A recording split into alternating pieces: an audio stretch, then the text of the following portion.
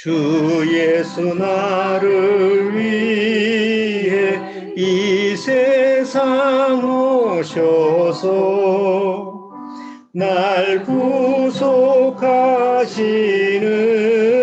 애 말하여 주시오. 다 같은 사람 위에 주 보혈을 흘렸네. 이 복스러운 말씀 또 들려주시오. 평생에 듣던 말씀, 평생에 듣던 말씀, 주 예수 크신 사랑 또 들려주시오. 이 세상 헛된 영광 날 미혹할 때에 주 예수 크신 사랑 늘 들려주시오. 천국의 빛난 영광 내 눈에 비칠 때 주 예수 크신 사랑 또 들려주시오. 평생에 듣던 말씀, 평생에 듣던 말씀, 주 예수 크신 사랑 또 들려주시오.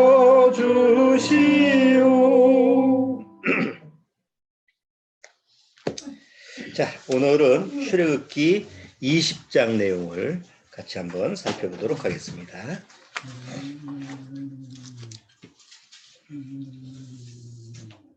자, 출애굽기 20장은 우리가 너무나 잘 아는 10계명이 기록된 그런 말씀이죠. 자, 20장 1절서부터 10계명 그 내용만 일단 읽고 시작하도록 할게요.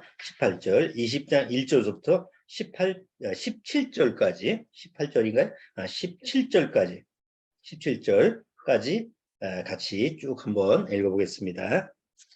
하나님이 이 모든 말씀으로 일러 가라스 때 나는 너를 애굽 땅 종되었던 집에서 인도하여낸 너의 하나님 여호와로라. 너는 나 외에는 다른 신들을 내게 있게 말지니라. 너를 위하여 새긴 우상을 만들지 말고 또 위로 하늘에 있는 것이나 아래로 땅에 있는 것이나 땅 아래 물속에 있는 것에 아무 형상이든지 만들지 말며 그것들에게 절하지 말며 그것들을 섬기지 말라. 나 여호와 너의 하나님은 질투하는 하나님인즉 나를 미워하는 자의 죄를 갚되 아비로부터 아들에게로 3, 4대까지 이르게 하거니와 나를 사랑하고 내 계명을 지키는 자에게는 1000대까지 은혜를 베푸느니라. 너는 너의 하나님 여호와의 이름을 망령되이 일컫지 말라.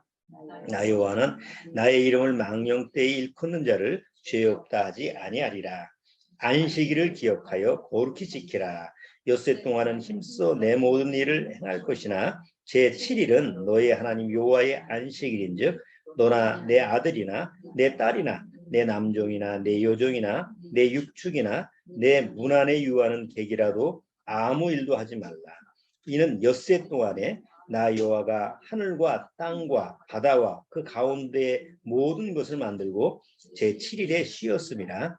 그러므로 나 여호와가 안식일을 복되게 하여 그날을 거룩하게 하였느니라. 내 부모를 공경하라. 그리하면 너의 하나님 나 여호와가 내게 준 땅에서 내 생명이 길리라. 살인하지 말지니라. 간음하지 말지니라. 도적질하지 말지니라. 내 이웃에 대하여 거짓 증거하지 말지니라. 내 이웃의 집을 탐내지 말지니라. 내 이웃의 아내나 그의 남종이나 그의 여종이나 그의 소나 그의 낙이나 무릇 내 이웃의 소유를 탐내지 말지니라. 잠깐 기도드리고 같이 말씀 교제 나누도록 하겠습니다. 하나님 아버지 감사합니다. 하나님께서 우리에게 그 생명의 말씀을 주시지 않았다면 우리는 평생 죄 속에서 아무 소망도 없고 마음에 평안도 없고 기쁨도 없는 그런 삶을 살았을지도 모릅니다. 대다수 많은 사람들이 평생 하나님의 말씀을 모르고 살다가 결국은 지옥 심판을 받는 그런 안타까운 모습을 우리는 우리 주변에서 쉽게 찾아볼 수가 있습니다. 다행스럽게도 나는 하나님께서 사랑하셔서 생명을 주시고 하나님의 그 귀한 생명의 말씀을 내 심령에 새겨주셨습니다. 이 생명의 말씀이 심령에 새겨진 사람은 이 세상 어느 것도 무엇과도 바꿀 수 없는 보물을 가지고 있기 때문에 항상 하나님을 바라보고 기쁨과 즐거움으로 생활할 수 있는 줄 압니다. 오늘 또 주님의 말씀 앞에 다 같이 모였습니다. 오늘도 이 복된 날에 주님께서 우리를 축복하사 생명의 말씀을 주시고 그 생명의 말씀으로 하여금 우리 심령에 또 활력을 얻어서 이 세상을 향해서 담대하게 나갈 수 있는 그런 힘을 주옵소서. 예배 첫 시간이 옵니다. 마치는 시간까지 주님께서 맡아 주관해 주옵소서. 예수님의 이름으로 기도드리옵나이다. 아멘. 자, 오늘은 그 유명한 율법이라는 부분을 다시 한번 정리하도록 하죠. 율법, 십계명 이런 부분은 우리가 설교를 통해서 많이 들었고 또 익히 그 내용에 대해서는 많이 알고 계시는데 다시 한번 오늘 출애굽기 20장을 통해서 정리를 해보면서 과연 율법이 뭐냐, 십계명이라는 게 뭐냐, 그리고 그러니까 율법과 십계명이라는 것이 과연 나하고 어떤 연관성이 있고 지금도 율법과 십계명이라는 게 이제 나한테 필요 없는 건가, 이런 부분에 대해서 한번 정리를 한번 해보도록 하시죠. 이미 아시는 거기 때문에 쭉 들어보면 다시 한번 정리가 될 거라고 생각을 해요. 자, 율법의 그 성경에 나와 있는 율법의 숫자, 율법의 개수가 몇 개입니까? 그러니까 보통 상담을 하다 보면 아이고 십계명을 지켜야죠. 십계명 얼마나 지키십니까? 유도신문이죠. 이렇게 구원받지 못한 분하고 상담을 하다 보면 교회 나가는데 이제 교회를 구원받지 못하고 나가면 열심히 십계명 지키려고 노력을 하잖아요. 십계명에 대해서는 어릴 때서부터 지키라고 배웠으니까. 그래서 처음서부터 십계명이라는 거는 지키는 게 아닙니다. 이렇게 얘기하면 거부감을 일으키니까 이제 처음엔 서서히 십계명 다 외우실 수 있어요. 그러면 열심히 다니는 사람 외우고 얼렁뚱땅 다니는 사람은 한두 개 정도 이렇게 기억해요. 그렇게 이제 물어보면서 그러면 십계명을 다 지킬 수 있냐? 다 지킨다는 사람은 여태껏 한 번도 못 봤어요. 한 반? 열심히 나가는 사람은 한 반 정도 이렇게 얘기하지. 난 다 지켜요. 이런 사람은 미치지 않고서는 그런 사람은 못 봤어요. 그러다가 이제 율법, 이제 십계명 왜 주셨냐 이제 이런 얘기는 이제 들어가 있는데 막 빡빡 우기는 사람이 있어요. 난 그래도 살인하지 말고 간음하지 말고 이런 거 다 지켰어요. 이런 거 빡빡 우기는 사람이 있는데 그런 사람한테는 이제 이렇게 물어봐요. 율법 그렇게 잘 지키시면, 그렇게 열심히 지키시면 율법, 성경에 나와 있는 율법이 몇 개인지 숫자는 아세요? 근데 되게 몰라요. 여러분 아십니까? 율법의 숫자. 그래서 10개라는 분이 있어요. 십계명 밖에 모르니까. 자, 율법 적어도 이 정도는 상식으로 알고 있어야 됩니다. 이렇게 다른 사람하고 얘기할 때 율법을 지켜야 된다고 빡빡 우기는 사람한테는 이게 좀 효과적이에요. 그러면 그렇게 중요하면 율법 숫자가 몇 개예요? 물어보면 거의 답변을 못해요. 그러면 아니 율법의 숫자도 성경에 기록된 지키라는 숫자도 모르시는데 어떻게 지키려고 노력을 해? 이제 이렇게 반문할 수가 있거든요. 율법의 숫자는 총 우리나라의 헌법 얘기할 때 헌법에 원래 근원되는 숫자가 있죠. 그 다음에 조문이 있고 불의 주 이런 게 있는데 성경에도 금령이 있어요. 하나님이 금하신 그게 이제 주된 법이죠. 금령이 315개입니다. 아주 외우기가 좋죠. 네. 315개. 예? 아니 315개, 365개. 예? 1년이 365일이죠. 그 365개예요. 금령. 금령이라는 게 뭐예요? 반드시 지켜야 되는. 그게 이제 365개예요. 그 다음에 거기에 이제 부칙이 248개예요. 그래서 총 도하면 몇 개야? 613개. 그래서 성경에 나와 있는 전 율법의 숫자는 613개인데 그 중에서 뭐 지금 살인하지 말라, 간음하지 말라, 뭐 이렇게 금령으로 주된 어떤 그런 금령으로 되는 게 1년 365일 이렇게 기억을 하면 365개 이렇게 생각하시면 돼요. 자, 그런데 왜 율법이 주어졌을까요? 그냥 보통 구원받지 못했을 때 교회 나갔을 때는 저도 이제 어릴 때부터 교회 나갔으니까 교회 나가면 주일학교 때 첫 번째 외우게 하는 게 십계명이에요. 그 십계명 그 차트가 있어져 이렇게 달력처럼 있어서 교회에다가 어느 교회도 가면 다 붙어 있죠. 붙어 있으면 아이들 처음에 교회 나가면 그거서부터 외우라고. 그거 외우면 스티커 상 주고 스티커 이게 다 외우면 그 공책도 주고 옛날에는 다 그렇게 해서 아이들한테 외우라고 하거든요. 그러니까 기본적으로 교회 나가면 십계명 정도는 다 외워야 되죠. 상식적으로. 그리고 이제 그 다음에 조금 중고등학교 가면 이제 주기도문, 그 다음에 이제 사도신경 뭐 이렇게 해요. 예? 군대 가서도 그거 외우고 있어야 돼요. 주일날, 일요일날 교회 나갈 사람 그러면 저 사역하기 싫어서 가만히 있게 못 하거든. 어디 취사단에 가서 부두 쓸게 하고 뭐 이렇게 차출해서 가기 때문에 그거 가기 싫어서 이제 종교 활동을 가요. 절에 갈 사람, 교회 갈 사람 이렇게 손들어서 이제 나오라고 그러는데 교회가 너무 많아 숫자가. 그러면 이제 가르는 거야. 그 숫자를 그래서 줄이는 거야. 그때 이제 첫 번째 물어보는 게 십계명 외워봐라. 그 외우는 놈 중에서 더 많아. 또 숫자를 줄여야 돼. 그럼 주기도문 외워라. 그래도 숫자가 안 줄어. 그럼 마지막 사도신경이면 한 3사람, 4사람 남아. 이렇게. 그래서 그렇게 외우게 하는 거예요. 그러니까 보통 교회 나가면 딱 그런 걸 외워야지. 예? 자, 그거 외워가지고 지키라고 주는 게 율법인가요? 율법은 왜 주어지게 됐을까요? 우리가 지금까지 출애굽기 쭉 이렇게 순서대로 해보니까 처음에 이스라엘 민족이 유월절을 거쳐서 애굽에서 유월절이라는 그 절기를 지키고 양의 피를 문설주에 바른 다음에 죽음의 사자가 싹 지나가죠. 그리고 거기를 했어요. 그 다음에 홍해를 건너죠. 홍해의 바다를 모세가 그 지팡이로 갈라서 하나님의 능력으로 건넜어요. 그 다음에 광야에 나왔죠.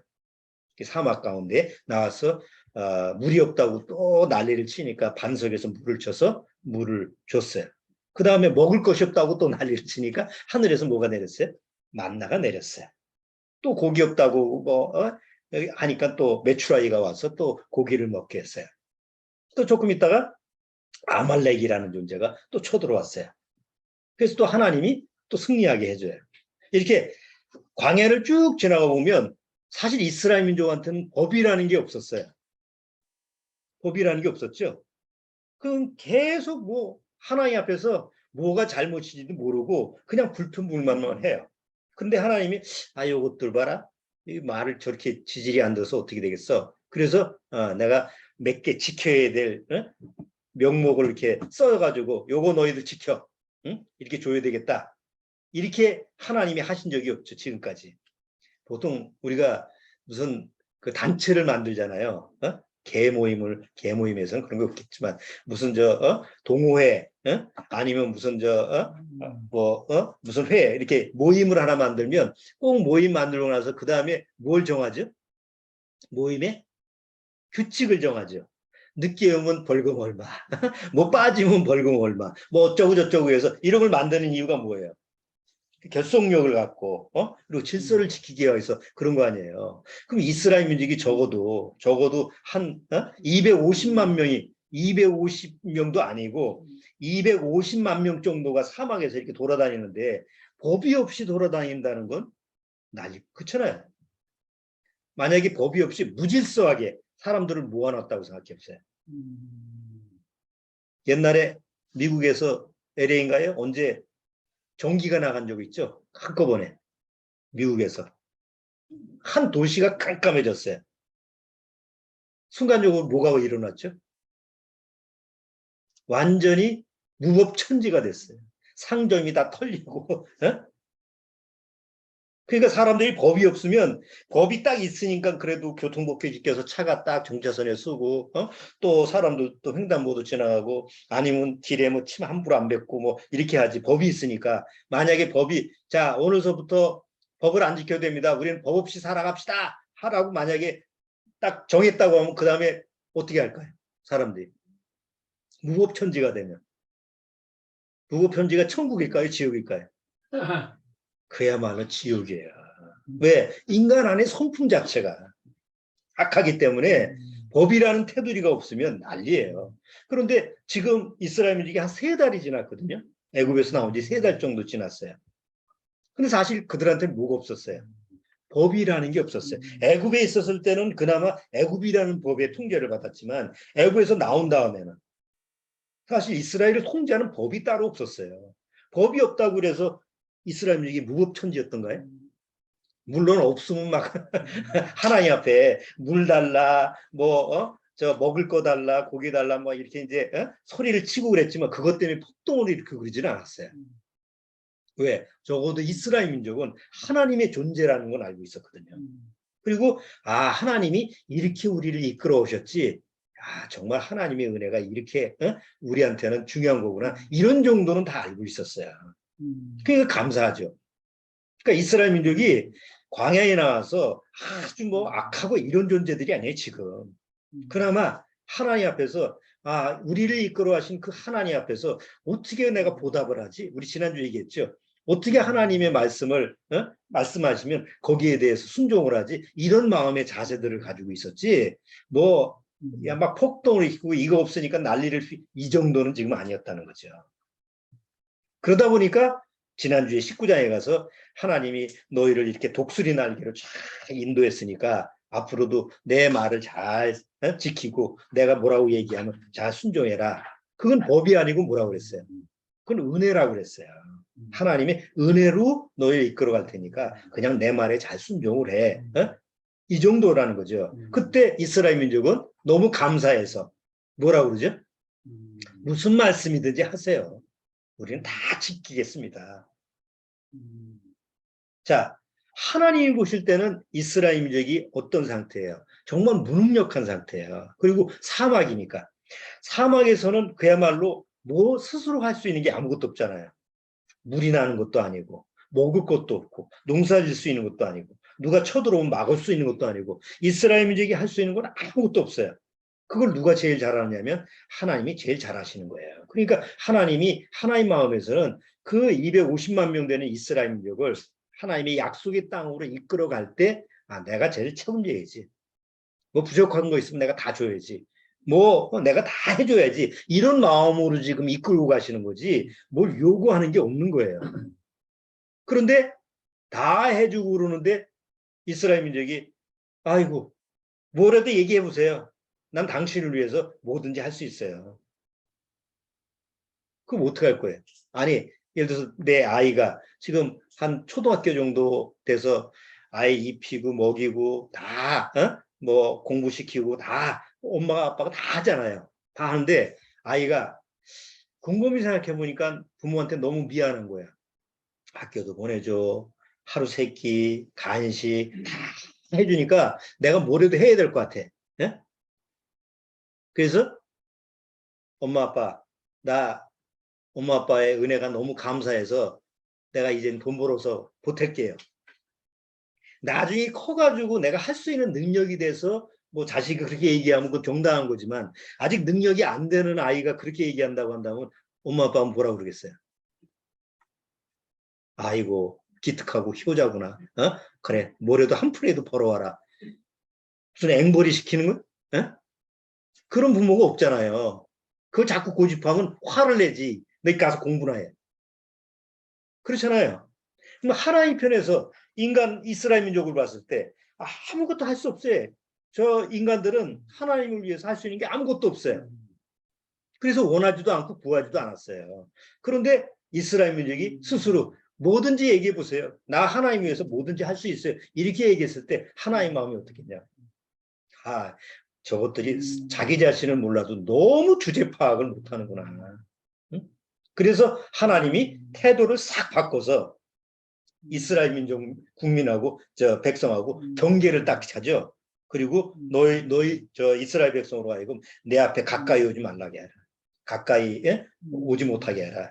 내가 죽일까 하노라. 아니 은혜로 지금까지 이끌었는데 갑자기 잘못하면 죽인다고 하는 그 하나님이 정반대적인 모습을 취하잖아요. 왜 그랬느냐? 바로 이스라엘 민족이 하나님 앞에서 지금 스스로 자기들이 높아진 거예요. 나도 뭔가 하나님 앞에 뭘 할 수 있어. 그게 인간의 의고 이게 죄의 근원이죠. 자기 의라는 게. 그렇죠? 자기 의라는 게 바로 하나님 앞에서 가장 근원적인 죄의 원점이에요. 자, 그렇기 때문에 하나님이 20장에 가서 이제 십계명을 그들한테 주시는 거예요. 이것도 다행이에요. 100계명이면 어쩔 뻔했어. 100계명. 예? 1000계명, 100계명. 가장 기본적인 게 10계명이에요. 뭐 거기에 이제 딸린 것들이 아까 365라고 그랬죠. 다 연관되는 게. 자, 인간이 하나님의 은혜를 뭔가 자기 행위로 갚으려고 하는 그런 모습은 하나님이 허용을 할 수가 없어요. 왜? 그건 하나님이 창조주기 때문에. 그래서 인간이 하나님의 요구에 응할 수 없는 이유가 뭐죠? 그건 죄 때문에 그래요. 그래서 저 인간들이 자기는 스스로 하나님 앞에뿐만 아니라 인간 스스로도 아무것도 할 수 없다라고 하는 무능력과 정말 무가치한 존재라고 하는 것을 제대로 깨닫게 해야 되겠구나. 그래야지 내가 은혜를 줘도 은혜가 은혜답게 누려지겠구나. 그래서 필요하면 뭘 깨닫게 해야 되냐. 죄를 죄답게 깨닫게 해야 되겠구나. 그럼 죄를 깨닫게 하려면 뭐가 있어야 돼요? 자기를 비춰볼 수 있는 거울이 필요한 거예요. 그렇잖아요. 우리가 법이 있어야만이 내가 이거 잘못하는 거구나 이런 걸 알듯이 거울과 같은 십계명이라는 걸 주고 주제 파악을 하게 하기 위해서 주신 게 바로 십계명, 바로 율법이라는 거죠. 물론 이스라엘 민족은 이 지구상에서 살려면 인간들끼리 어떤 조직체를 한 국가를 이루기 위해서는 법이라는 게 당연히 필요해요. 죄가 있기 때문에. 그래서 통제의 수단도 필요하지만 그거보다 근원적인 게 뭐냐면 하나님 앞에서 죄인이라는 것을 깨닫게 하기 위해서 주신 게 바로 율법이고 그 중에 대표적인 게 십계명이라는 거죠. 그러니까 지키라고 준 게 아니고 너희들은 이것도 지킬 수가 없는 무능력한 죄인이다라는 걸 깨닫게 하기 위해서 주는 게 바로 십계명이다. 뭐 우리가 다 아는 거기 때문에 다시 한번 설명을 드리는 거예요. 갈라디아서 한번 보시죠. 갈라디아서 2장.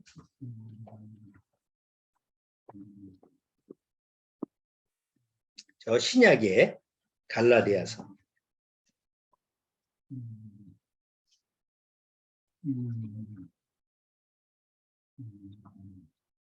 갈라디아서 2장 19절.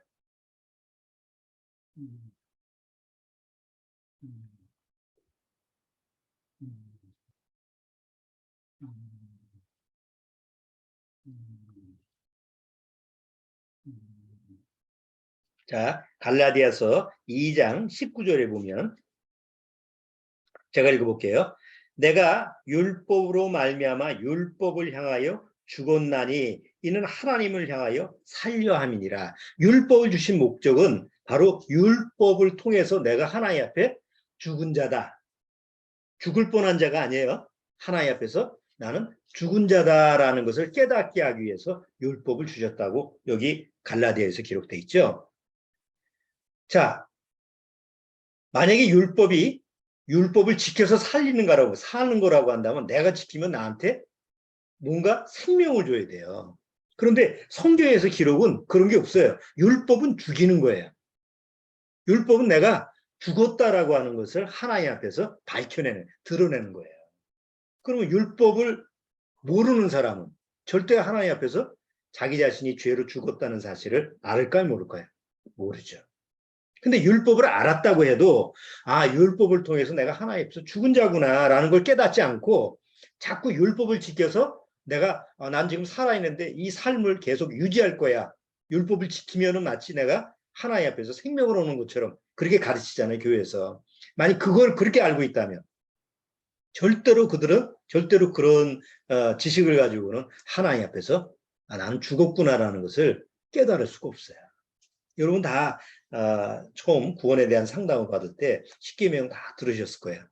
그 십계명을 한 계명 한 계명씩 들으면서 상담자가 뭘 얘기해줘요? 당신은 이러이러한 말씀, 이 계명을 통해서 죽었습니까? 살았습니까? 이걸 못 지키면 당신은 죽은 자입니다. 나 지키려고 노력하는데요. 아니, 지키려고 노력해서 사는 게 아니라 못 지키면 지금 당신은 하나님 앞에서 죽을 뻔한 자가 아니라 앞으로 죽는 자가 아니라 이미 죽은 자입니다. 이렇게 이제 십계명을 통해서 적용을 하죠. 자, 그 조금 뒤에 3장 19절도 보세요. 갈라디아서 3장 19절.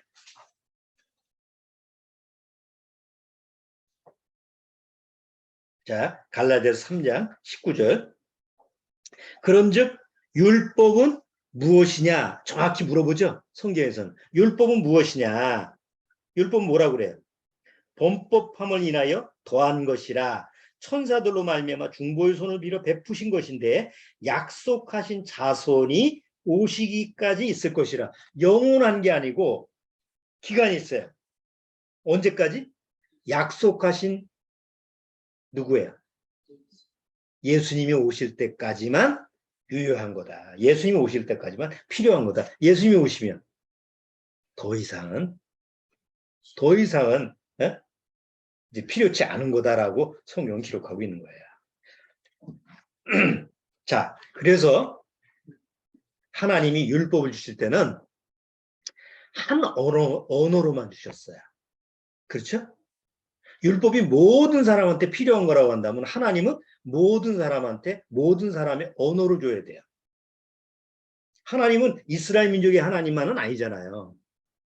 이방인의 하나님도 하나님이시죠. 하나님은 창조주니까. 그러니까 창조주 하나님이 이 율법, 십계명이라는 게 모든 아담의 후손 모든 사람한테 다 필요한 거라고 한다면 모든 사람의 언어로 각각 줘야죠. 그런데 율법은 누구한테만 줬죠? 이스라엘 민족한테, 히브리 민족한테 이스라엘 언어로만 준 거예요. 이방인한테 줬을 때는 뭘로 줬죠? 사도행전에 성령이 오셔서 막 복음을 선포할 때는 무슨 언어로 줬어요? 각 방언으로 사도 베드로를 비롯해 사도들이 각 방언으로 복음을 전했죠? 율법을 전한 게 아니에요. 각 나라 말로 뭘 전했느냐? 은혜의 말씀은 각 나라 방언으로 전한 거예요. 사도행전에. 그러니까 율법은 하나의 언어로만 줬고 은혜는 복음은 모든 나라의 언어로 줬으니까 차원이 다른 거죠. 왜 그렇게 줬을까? 율법이라고 하는 것은 이스라엘 민족한테만 제한시킨 거야. 필요에 의해서. 뭘 깨닫게 하기 위해서? 죄를 죄답게 깨닫고 그 죄로 말미암아 하나님 앞에서 죽은 자임을 깨닫게 하기 위해서 바로 십계명을 주고 율법을 주었던 거죠. 그러면 이방인한테는 불필요한 건가요? 이스라엘 민족한테도 죄를 깨닫고 내가 하나님 앞에서 죽은 자구나 라는 것을 깨닫는 목적이 있다고 한다면 우리 이방인한테 동일한 목적을 줄 수가 있는 거예요. 불필요한 게 아니고 우리 이방이니까 안 지켜도 돼. 십계명 그런 거 필요 없어. 이게 아니에요. 동일하게 하나님이 주시는 명령이기 때문에 우리한테 필요한 거지만 용도에 맞게 쓰면 되는 거죠. 그래서 우리는 구원받고 나서 뭘 깨달을 때 쓰는 거예요. 죄를 깨닫고 구원받은 이후에도 여전히 내 죄가 이렇구나. 그래서 하나님의 죄 때문에 이렇게 죽은 자였구나라는 걸 깨닫기 위한 그런 하나님의 목적에 맞게 우리가 사용을 하는 거예요. 자, 구체적으로 한번 보죠. 율법이라는 건 뭐죠, 그러면? 이제 여기 율법이란 무엇이냐 이렇게 썼는데 여기 뭐라고 돼 있어요, 아까? 그런즉 율법은 무엇이냐? 범법함을 인하여 더한 거라고 그랬죠? 더한 건 뭐예요? 추가로 준 거예요. 예? 그러면 율법이 뭐냐? 율법이란 뭘까요? 자, 쉽게 얘기해서 하나님 앞에서 나는 어떤 사람이냐라는 것을 깨닫게 하는 게 율법이죠.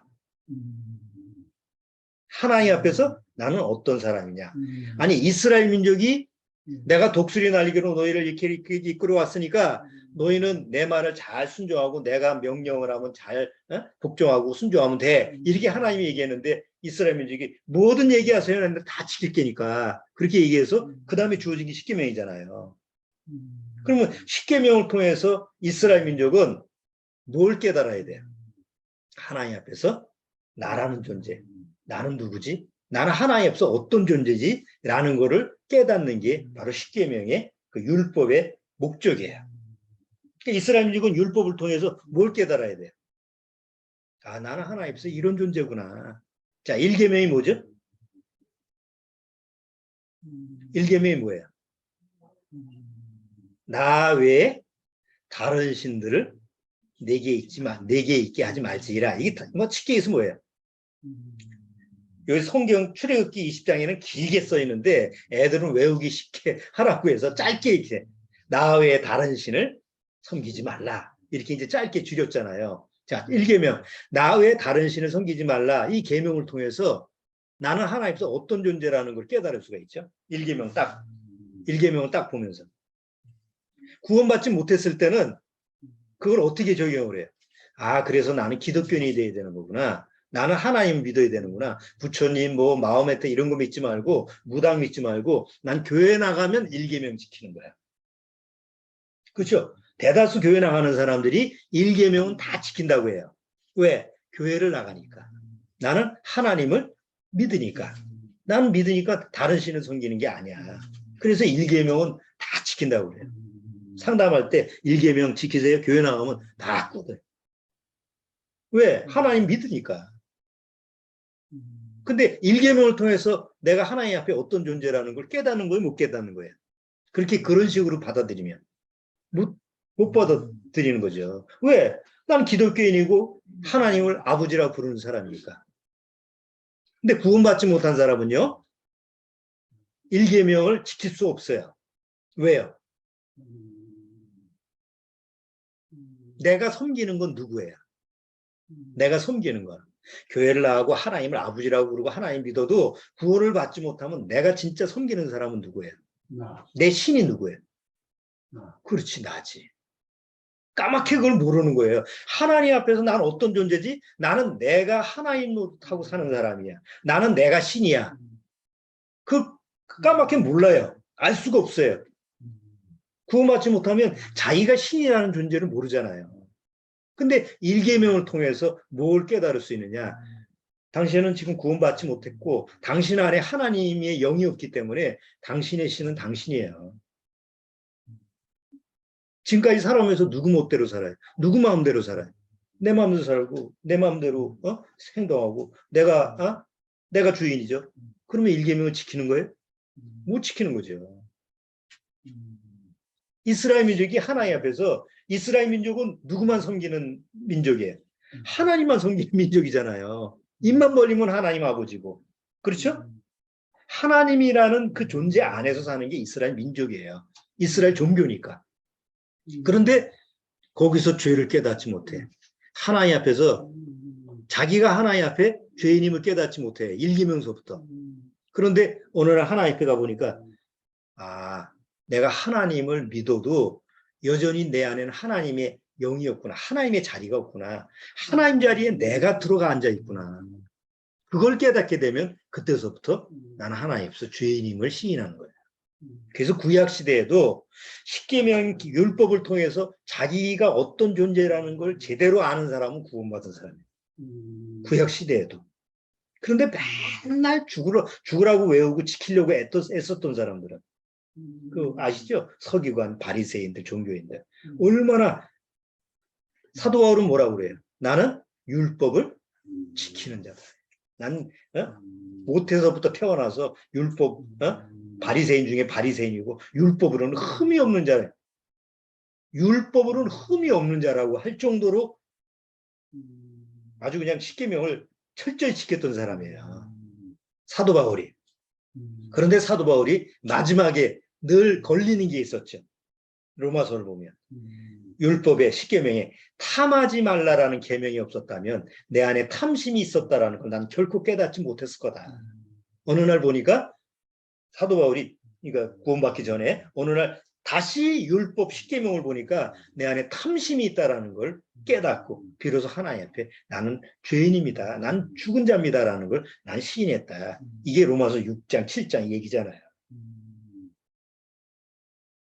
7장에 가서 뭐래요? 오라 나는 공고한 사람이로다. 이 사망의 몸에서 누가 나를 건질 수 있을까? 7장에 이게 하이라이트 7장에서. 그래서 8장에 가면서 그런데 생명의 성령의 법이 죄와 사망의 몸에서 나를 해방했다. 이렇게 순서로 가죠. 사도 바울이 구원받기 전에는 철저한 율법주의였고 그냥 십계명을 100% 지키려고 애썼던 사람. 그래서 나는 율법으로는 흠이 없을 정도다라고 아주 그냥 자부할 정도의 사람이었는데 어느 날 십계명이라는 게 제대로 보여졌을 때 내 안에는 그래도 여전히 탐심이 있었다. 난 정말 곤고한 사람이다. 어떻게 할 수 없는 사람이더라. 이렇게 하나님 앞에서 나는 어떤 사람이냐라고 하는 것을 깨닫게 하기 위해서 주는 게 뭐라고요? 율법이고 십계명이라. 만약에 아직도 나는 교회 가서 목사님이 지키라고 하던데요. 뭐 여전히 구원을 받아도 십계명 지키는 거라고 배웠는데요. 이렇게 알고 열심히 지키려고 애를 쓰는 사람이면 여전히 하나님 앞에서 자기가 죽었던 사실을 발견하지 못한 사람이에요. 그러니까 주제 파악을 못하는 거지. 하나님 앞에서 십계명을 통해서 나는 100% 죄인인 거예요. 성경에는 율법의 저주라고 그래요. 은혜라는 말에는 저주라는 말이 없죠. 근데 율법이라는 말은 율법은 하나님이 주신 명령이잖아요. 근데 율법은 적용을 시키면 저주를 내지는 거예요. 왜? 못 지키면 저주니까. 만약에 10계명 중에 9개는 지켰어. 1개를 못 지켰어. 그게 사도 바울 얘기처럼 만약에 탐심이야. 다른 건 다 지키려고 애를 쓰면 노력하면 뭐 지킬 수 있을 것 같은데 탐심은 마음에서 나는 거잖아요. 간음하지 말라? 네, 하지 말아야지. 살인하지 말라? 죽이지 말아야지. 도둑질한 남의 걸 안 훔쳤어. 행위적으로는 다 지켰어. 그런데 마음속에 뭔가 자꾸 저거 갖고 싶은데? 이런 마음이 딱 올라와. 그거는 막을 수가 없잖아요. 내가 스스로. 내가 통제한다고 통제가 되는 게 아니야. 탐심은 마음에서 올라오는 거니까. 그럼 탐심이 들어왔을 때 아이고 탐하지 말라라는 10계명 마지막 10번째 계명을 내가 어겼네. 그러면 나머지 내가 열심히 지켰던 9가지 계명도 뭐예요? 만에 하나라도 어기면 나머지 10개, 9개도 다 꽝이에요. 이게 하나님의 말씀이고 명령이고 율법이에요. 그러니까 지키려면 100%다 지켜야 되고 못 지키면 하나라도 못 지키면 다 못 지키는 거예요. 근데 보통 교회 나가면 어떻게 생각을 해요? 아이고 사람이 어떻게 다 지킬 수가 있어. 지키려고 애를 쓰다 보면 그래도 한 60% 70% 지키면 하나님이 가상하게 여기지 않겠어? 이런 식으로 자기식으로 해석하는 거예요. 근데 성경에는 절대 그런 일이 없죠. 지키려면 100% 지켜라. 만에 하나라도 어기면 만약에 613개 중에서 하나라도 어기면 613개 다 어기는 것이 되는 거예요. 그렇죠? 자, 또 하나는 율법은 무엇이냐? 하나님 앞에서 사람, 나라는 존재가 어떤 존재냐라는 걸 깨닫게 하는 게 율법이라고 한다면 또 하나는 하나님은 어떤 분이냐라는 것을 깨닫게 해주는 거예요. 율법을 통해서. 하나님은 율법을 통해서 어떤 분이에요? 완전하고 거룩하신 분이에요. 100%에 100%. 하나님은 100%를 요구하는 분이에요. 하나라도 거치면 바로 심판하시는 분이 하나님이에요. 자, 그런데 하나님은 율법을 통해서 율법이 끝이 아니고 뭐죠? 율법에 걸려서 내가 못 지키는 자라고 한다면 넌 지옥이야. 이게 아니고 만약에 율법을 못 지키면 또 다른 의가 있다. 율법 말고 또 다른 방법이 있다. 율법 가지고 하나님 앞에 나가는 것이 실패된다는 사람이면 이제 깨달았어요. 아, 이게 율법 가지고 하나님 앞에 절대 못 나가는구나. 그러면 끝이면 절망이잖아요. 근데 그걸 깨달은 사람한테 뭐라 그러죠? 또 다른 법이 있다. 또 다른 방법이 있다. 그게 뭐예요? 율법의 또 다른 의. 그게 예수님이잖아요. 그래서 율법은 어디까지? 예수님이 오실 때까지, 그 전까지 필요한 거고, 예수님이 오시면 더 이상 율법을 가지고 하나님 앞에 나올 필요가 없는 거예요. 예수님 앞에 오면 바로 예수님을 통해서 내가 죄를 깨닫게 되고, 그리고 예수님을 통해서 율법이 아닌 은혜로 하나님의 자녀가 되는 것이 성경에서 율법을 통해서 우리가 하나님 앞에서 아, 율법을 주신 목적이 뭐구나 라는 걸 깨달을 수 있는 거죠. 보시겠습니다. 로마서 10장.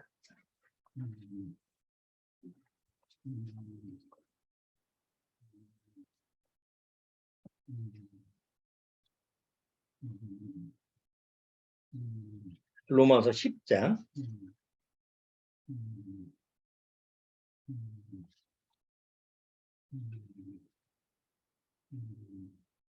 자, 로마서 10장 1절부터 읽어볼게요. 자, 이스라엘 민족은 지금도 뭘 지키려고 애를 쓰죠? 이스라엘 민족은 여전히 율법을 지키려고 애쓰는 민족이 이스라엘 민족이에요. 자, 그런데 10장, 로마서 10장 1절에서부터 제가 읽어볼게요.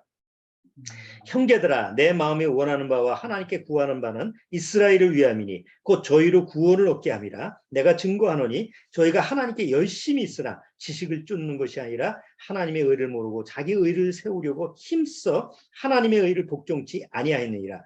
그리스도는 모든 믿는 자에게 의를 이루기 위하여 율법의 뭐가 됐어요? 마침이 돼. 율법의 마침표를 찍는 게 누구였어요? 예수님이에요. 그러니까 예수님이 오심으로 말미암아 율법은 더 이상 자기 역할을 마쳐야 되는 거죠. 율법의 마침이 되시니라. 모세가 기록하되 율법으로 말미암는 의를 행하는 사람은 그 의로 살리라 하였거니와 믿음으로 말미암는 의는 이같이 말하되 내 마음에 누가 하늘에 올라가겠느냐 하지 말라 하니 올라가겠느냐 하면 그리스도를 모셔내려 가시는 것이냐 이렇게 쭉 얘기하면서 뒤에 보면 자 10절 사람이 마음으로 믿어 의에 이르고 입으로 시인하여 구원에 이르느니라. 성경에 이르되 누구든지 저를 믿는 자는 부끄러움을 당하지 아니하리라 하니 유대인이나 헬라인이나 차별이 없음이라. 이제 율법이 아닌 예수 그리스도의 은혜로 누구든지 구원을 받을 수 있다라고 성경에서는 율법의 마침표를 딱 찍은 거예요. 우리는 구원을 뭘로 받았어요? 율법의 행위로 받은 게 아니고 오직 은혜로 받은 거잖아요. 자, 그러면 은혜로 받았어요. 십계명 필요 없나요? 우리 성경 읽으면서 십계명 나오면 그냥 넘어가. 무시해? 아니에요. 여전히 구원받고 나서도 십계명은 유효해요. 뭘로? 나를 비춰볼 수 있는 거울로 유효한 거예요.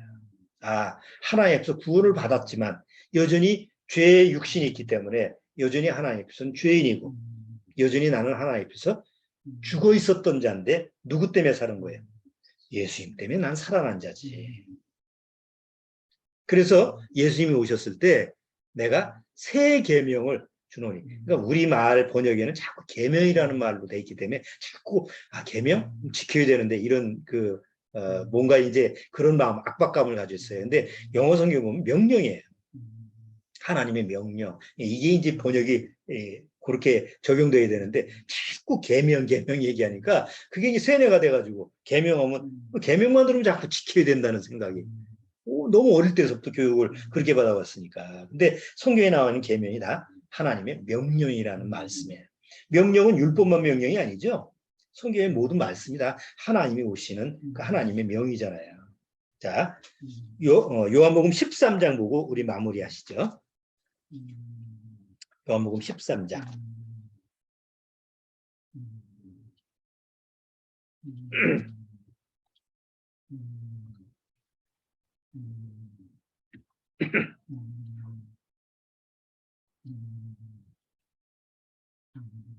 자, 13장 34절.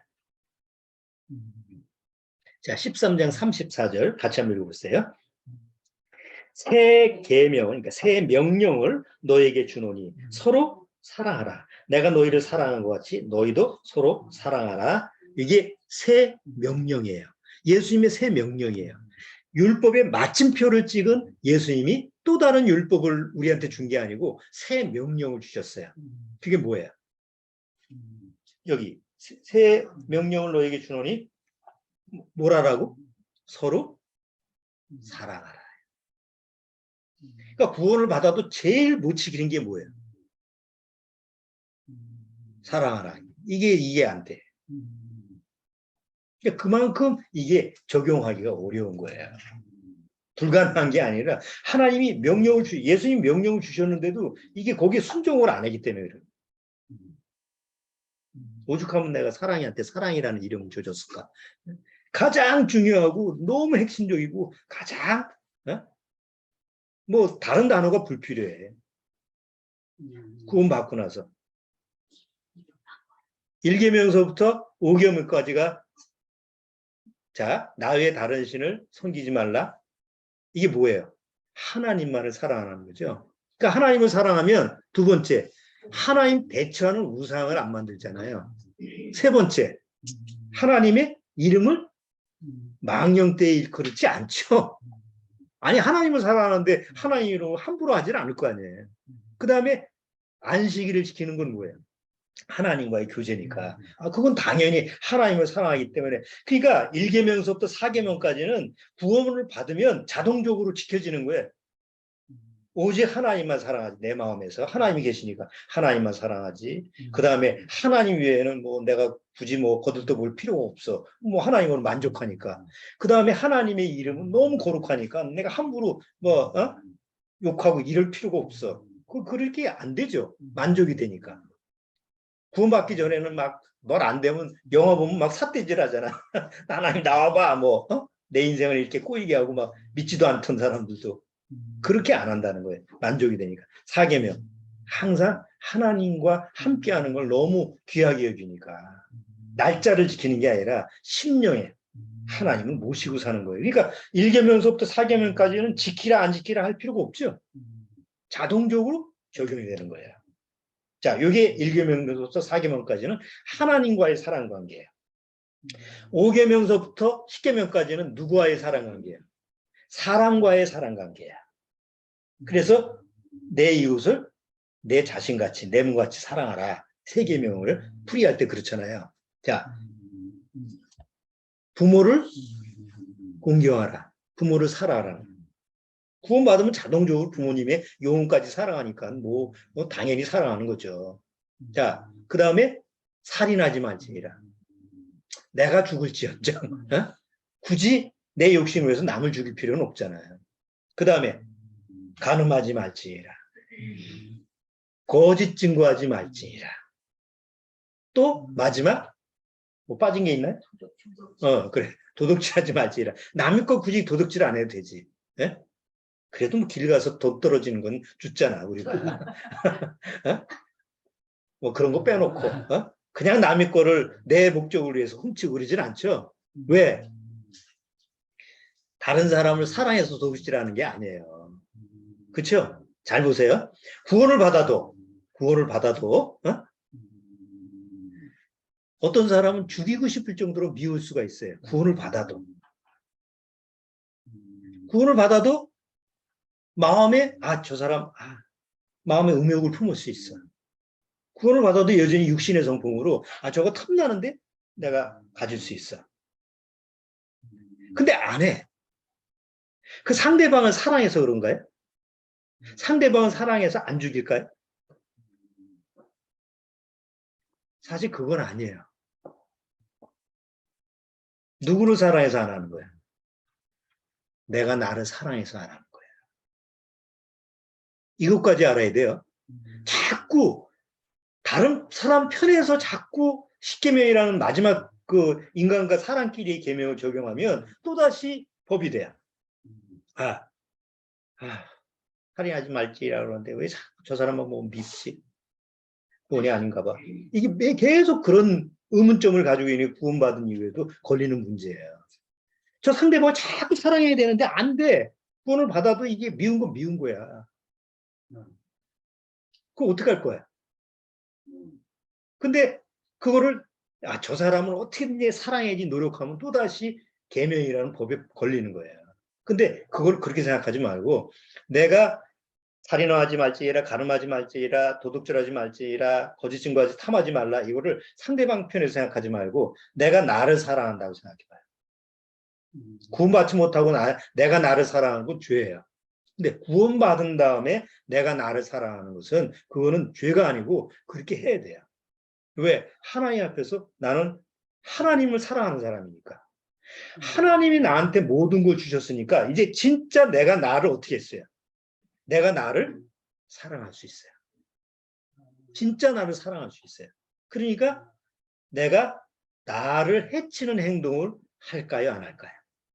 내가 나한테 마이너스 되는 행동을 해야 될까요? 하지 말아야 될까요?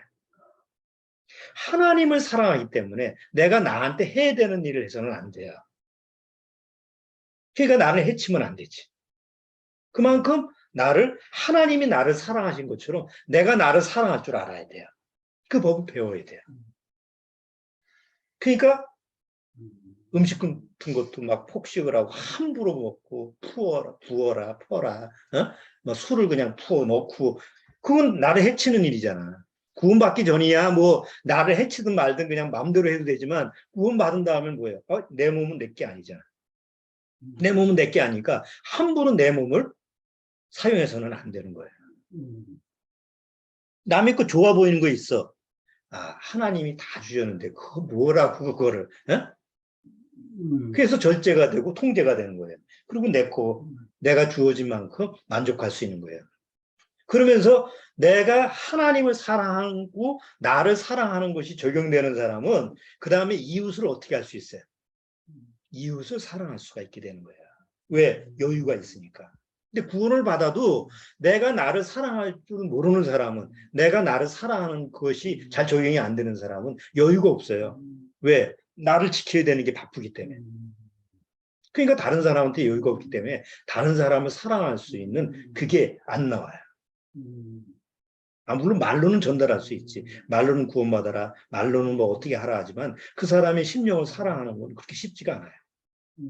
근데 내가 하나님의 사랑으로 나를 사랑하는 법을 잘 적용을 시키고 훈련이 되면 조금씩 다른 사람을 사랑할 수 있는 그런 길이 열리게 되는 거죠. 그러니까 십계명이라고 하는 것은 그만큼 구원받은 이후에도 우리한테 플러스가 되는, 유익이 되는 그런 하나님의 명령으로 적용이 되는 거예요. 이런 총체적인 얘기가 오늘 출애굽기 20장의 내용이죠. 그냥 지키려고 애를 쓰고 그거 외우고 뭐 오늘 몇 개 지켰냐 이거 가지고는 뭐 적용도 안 되고, 출애굽기 20장은 아무 의미가 없는 거예요.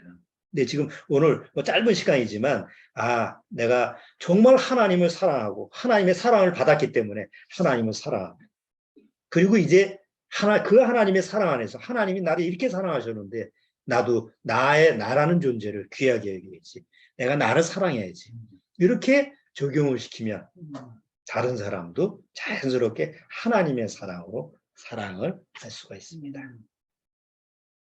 자, 구원받고 나서 제가 여러분들한테 좀 부탁드리고 싶은 것은, 이제 구원받았으니까 다른 사람을 사랑해야지라는 또 다른 어떤 의무, 그런 덫에 빠지지 말고 일단 다른 사람을 사랑하기 전에 먼저 하나님 사랑 안에서 나를 사랑하는 법부터 말씀을 통해서 배우셨으면 좋겠어요. 뭐 지금까지 우리가 모임 생활하면서 그런 걸 많이 얘기했지만 개인적으로도 내가 하나님 사랑 안에서, 예수 그리스도의 사랑 안에서 내가 이렇게 나를 사랑하는 법을 하나씩 적용하다 보면 다른 사람도 진짜로 하나님의 사랑으로 살아갈 수 있다는 거. 그런 법이 오늘 성경을 통해서 구약이지만 출애굽기 20장에 담겨져 있는 비밀이라는 거 꼭 기억하셔서 다시 한번 20장을 쭉 한번 읽어보시고, 이렇게 쭉 읽어보시면서 그 의미를 잘 새겨보셨으면 해요. 다른 사람을 사랑하는 거는 그렇게 급하지 않아요. 그거는 급한 일이 아니에요. 내가 안 사랑해도 하나님이 사랑해. 하나님이 원하시는 건 다른 사람을 먼저 사랑하는 것이 그런 법이 아니고 내가 나를 사랑하는 법이에요. 내 육신대로 나를 사랑하지 말고 내 육신의 방법대로 나를 사랑하는 게 아니라 하나님의 사랑으로 나를 사랑하는 법을 배우시라. 그러면 삶이 하나님이 보시기에 이렇게 잘 절제가 되면서 통제가 되면서 이렇게 하나님의 사랑으로 하나님의 온전하신 사랑으로 내가 이렇게 양육받을 수가 있는 거죠. 우리가 그런 부분에서 많이 부족하잖아요. 그런 법을 우리가 말씀을 통해서 매일 평생에 주시는 말씀으로 잘 이렇게 배우고 올라갈 때까지 이렇게 주님 안에서 살아가야 됩니다. 꼭 기억하시기 바랍니다. 자, 오늘은 여기까지 하도록 할게요. 자, 기도하고 오늘 마치겠습니다. 하나님 아버지 감사합니다. 평생 구원받고 나서 평생 우리에게 주시는 그 말씀을 통해서 우리는 항상 자꾸 내가 하나님 안에서 하나님이 나를 얼마나 사랑하시는지 어떻게 사랑하시는지 그것을 배우고 또 내가 나를 사랑하는 그런 법을 말씀을 통해서 경험하고 깨달아야 될 줄 압니다. 그래야만이 이웃을 사랑할 수 있고 다른 사람을 사랑할 수 있는 줄 압니다. 순서를 잘 기억해서 정말 그리스도 안에서 하나님이 나를 사랑하신 것처럼 내가 내 자신을 사랑하는 법을 먼저 잘 적용시킬 수 있도록 그래서 이웃까지 하나님의 사랑으로 사랑할 수 있는 법을 깨달을 수 있도록 주님께서 인도하시고 축복해 주옵소서. 예수님의 이름으로 축원합나이다. 아멘. 자, 마치겠습니다.